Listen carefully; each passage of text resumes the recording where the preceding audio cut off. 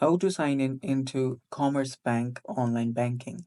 Hello guys, this is Atticus and welcome back to another tutorial video.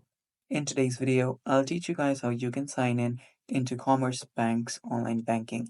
So without any further ado, let's dive right into it. First step is open up your web browser and simply search for Commerce Bank. After you search for Commerce Bank, you'll see its website. So open it up.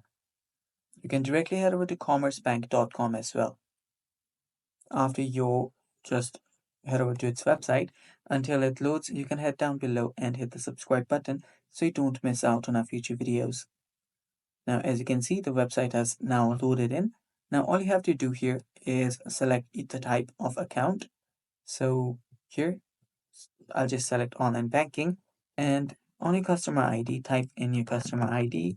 And after you type in your customer ID, tap on login. After you tap on login, you'll get redirected to another page where you can then just type in your password or use an OTP code.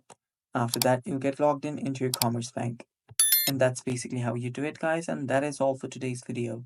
Thanks for watching. Stay tuned for more and bye bye.